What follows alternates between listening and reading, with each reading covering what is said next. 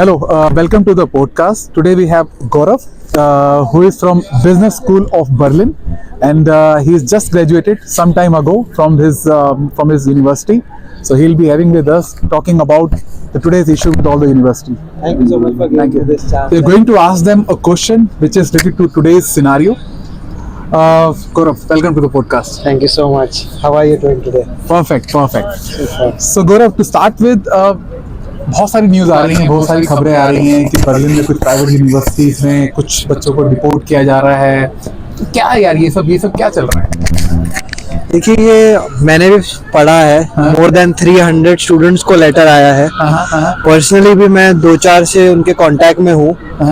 एक यूनिवर्सिटी है जिन्होंने मतलब पहले भी उनके रिजेक्शंस आ रहे थे। मतलब ये तो अभी जो न्यूज में आया है उसकी वजह से ये बहुत ज्यादा कि 300 प्लस हो गए। और जैसे मैं ऑलरेडी उनको पिछले 1 साल से पहचानता हूँ कि जो उस यूनिवर्सिटी में पढ़ रहे हैं और वो बोल रहे हैं कि यार हमको एक्सटेंशन में दिक्कत आ रही है, हमको वीजा यहाँ आने के लिए तो मिल गया। अच्छा, जो 6 महीने का वीजा है, 1 साल का वीजा था स्टूडेंट पे इंडिया से, वो उनको मिल गया क्योंकि उन्होंने ब्लॉक अकाउंट और फीस दी हुई थी। अच्छा, क्योंकि स्टडीज के लिए ब्लॉक अकाउंट कंपलसरी है। अच्छा, तो उन्होंने उसके जो फीस है और ये दी हुई। अच्छा, बट जैसे वो यहाँ आ गए तो आउटस्टैंडिंग बिहार ने ये बोल दिया उनको कि आपकी जो स्टडीज है वो जर्मनी में इतनी वैलिडेट नहीं होती, बल्कि उन्होंने एपीएस वगैरह के लिए भी अप्लाई किया ही होगा, मैं ये एक्सपेक्ट कर रहा हूँ।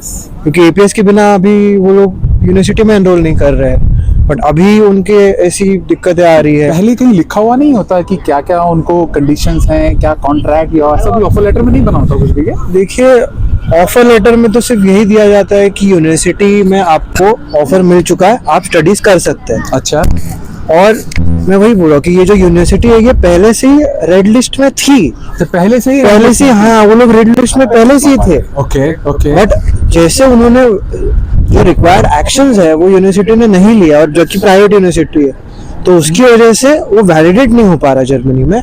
और इसलिए अब आउटस्टैंडिंग बॉर्डर वालों ने उनके बेसिकली क्लाइंट्स को अब दिक्कत देना चालू कर दिया है।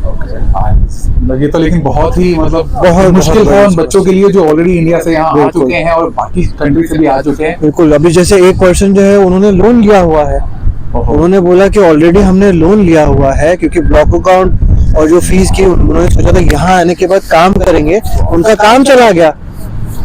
3 महीने वो जॉब कर रहे थे और अब उनको एक्सटेंशन नहीं, तो जिसकी वजह से उनको कोई कॉन्ट्रैक्ट नहीं दे रहा है। अब आपको भी पता है जर्मनी में how it is paper works और ये सारी चीजें कॉन्ट्रैक्ट के। बिल्कुल।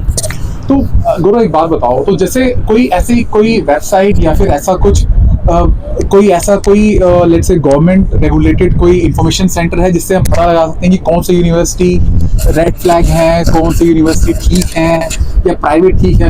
ऐसा कुछ है, कुछ सोर्सेस? तो देखिए, मैं ऐसी एक यूनिवर्सिटी मतलब ऐसी एक वेबसाइट बता सकता हूँ कि जहाँ पर सिर्फ रेगुलेटेड और अच्छी यूनिवर्सिटीज का ही नाम आपको दिखेगा, जो कि है डाट DAAD.de। ठीक है। उस पे आपको सारे अच्छे दिखेंगे। अगर आपको ये वैलिडेट करना है कि आपकी जो डिग्री इंडिया में है वो आपकी सही है, वो यहाँ पर रिकॉग्नाइज्ड है कि नहीं, तो एनाबिन करके एक वेबसाइट है। ANABIN। क्योंकि एपीएस भी जो हम डॉक्यूमेंट अप्लाई करते हैं तो एनाबिन के अगर उनकी जो रेटिंग्स है वो H+H- होंगे तो ही आपका एपीएस आएगा। दूसरी यूनिवर्सिटीज वालों का एपीएस नहीं आता। बट खैर, ये जो स्टूडेंट्स है जिनको दिक्कत आ रही है उनके पास तो एपीएस ऑलरेडी है, फिर भी उनको ये है क्योंकि यहाँ की जो डिग्री है वो उनकी वैलिडेट नहीं कर रहा है। लेकिन गौरव, फिर अगेन वही बात आती है कि अगर जो आप बोल रहे हो DAAD वेबसाइट है, बिल्कुल, तो क्या ये जो यूनिवर्सिटी जो अभी ब्लैकलिस्ट हो रही है, ब्लैकलिस्ट नहीं बोलूंगा, मतलब जो रिपोर्ट हो रहे हैं बच्चे, क्या वो यूनिवर्सिटी नहीं लिखी हुई है उसके ऊपर? नहीं, ये यूनिवर्सिटी क्योंकि डाट वगैरह पे जो आएंगी वो मोस्टली पब्लिक आएंगी। सॉरी, इसमें प्राइवेट है। हाँ, इनमें इसलिए तो मैंने अभी तक आपको मैं ऐसी कोई वेबसाइट नहीं दे पा रहा हूँ कि जैसे आपने मुझे सवाल पूछा कि ऐसी एक स्पेसिफिक वेबसाइट बताओ कि जिसपे ब्लैक लिस्टेड वेबसाइट्स का नाम आए। ऐसी कोई वेबसाइट है ही नहीं जर्मनी में, या ऐसी कोई सर्विसेज प्रोवाइड ही नहीं करने वाला है। मतलब अगर मैं सेफर साइड पे बोलूं तो अगर आप गवर्नमेंट जो यूनिवर्सिटीज हैं या फिर DAAD जो पे हैं वो सबसे सेफ ऑप्शन, वो ही सेफ ऑप्शन है मेरे हिसाब से। बाकी फिर रिस्क है, आप आ सकते हो, but then it could be a risk. 100% got it. So Gaurav, then going to the another question, let's say जो बच्चे हैं जो इंडिया में हैं और वहाँ से जर्मनी में अप्लाई कर रहे हैं, तो क्या क्या चीज़ें हैं जो आपको लगता है देखनी चाहिए जब आप आ रहे हो? कौन सा सब्जेक्ट लेने, मतलब सब्जेक्ट आज की डेट में डिमांड में है जर्मनी में? सबसे पहले तो देखिए, अभी जर्मनी में एक तो ऐसा बहुत ज़्यादा स्पेसिफिक है कि अगर आप स्टडीज़ करने आ रहे हो तो आपके रिलेटेड की स्टडीज़ होनी चाहिए। ये सबसे फर्स्ट, ये आपके लॉन्ग टर्म पे भी अफेक्ट करता है, मैंने ऐसा सुना।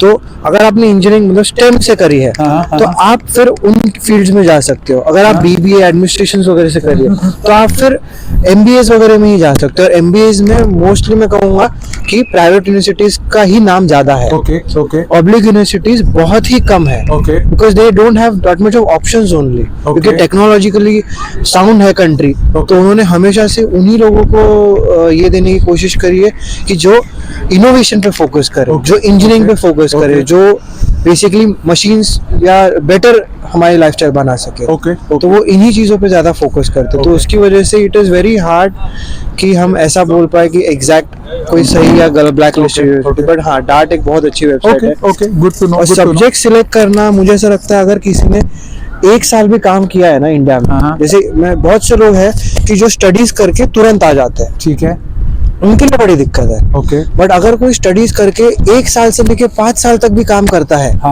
तो उनको इतनी समझ आ जाती है कि किस चीज में काम करने में हमें मजा आ रहा है। Okay okay. और फिर वो यहाँ आने के बाद अगर उन्होंने कोई मास्टर्स में एडमिशन ले लिया तो यहाँ पर ये भी बहुत अच्छा है। जैसे मैंने पब्लिक यूनिवर्सिटी में देखा है कि आप भले अगर डिजिटल इंजीनियरिंग कोर्स में हो और भले आप अगर डेटा नॉलेज इंजीनियरिंग कोर्स में हो, उनके अंदरूनी सब्जेक्ट्स एक ही होते हैं।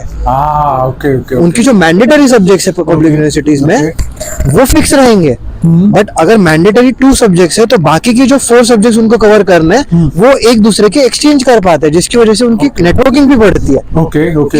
हमारे कंट्रीज में कैसे था कि सिविल के बच्चे या मैकेनिकल के बच्चे या आईटी के बच्चे, कंप्यूटर साइंस के, वो अलग अलग क्यों हो जाते, क्योंकि फर्स्ट साल उनका एक साथ होता था, उसके बाद सारे अपने अपने स्टेप में चले गए, तो इसलिए कनेक्शन टूट जाता था। बट यहाँ पर वही है कि सब लोग एक दूसरे के सब्जेक्ट्स काफी हद तक रिलेट कर पाते हैं, क्योंकि अगर थोड़ा भी उनका कोर्स या फिर उनका इंटरेस्ट रिलेटेड है, अगर उनका समझो कोर्स भी इंटरेस्टेड नहीं है, बट वो छोटा मोटा प्रोजेक्ट कर दिया तो प्रोफेसर से बात कर ली तो वो भी काफी अच्छी चीज हो जाती है कि वो फेवर में आ जाती है। ये बहुत अच्छे टिप है, आई थिंक सभी के लिए, जो लोग भी यहाँ आ रहे हैं उनके बहुत अच्छे टिप है। Last question Gaurav from my side is कि एक्सपेंसेस कैसे रहता है, क्योंकि बहुत सारे इन्फ्लुएंसर डिफरेंट इन्फॉर्मेशन देते हैं ना, कोई बोलता है 500, कोई बोलता है 700, कोई बोलता है 1000।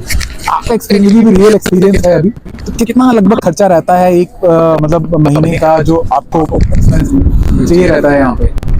तो इसका फैक्टर हम पहले बात करें, वो जो लोग उनके थॉट शेयर कर रहे हैं, कोई बोल रहा है 400, कोई बोल रहा है 700, तो मैं कहूँगा उनकी भी गलती है। ओके, क्या है कि जर्मनी काफी अलग वे से बटा हुआ है। जैसे ईस्ट जर्मनी आज भी काफी चीपर प्राइसेस में है, बर्लिन में वगैरह काफी चीप सामान या काफी बजट फ्रेंडली चीज अवेलेबल है। बट वही अगर हम जैसे फ्रैंकफर्ट में आज हम बैठे हैं तो इट इज एक्सपेंसिव है, राइट। या फिर अगर हम आजू बाजू की कोई सिटी, हाइडेलबर्ग है, मैनहाइम, तो यहाँ पर थोड़ा, बट अगर हम और म्यूनिक में चले जाए तो बताओ, फाइनेंशियल कैपिटल फ्रैंकफर्ट होकर भी म्यूनिक इज मोर एक्सपेंसिव।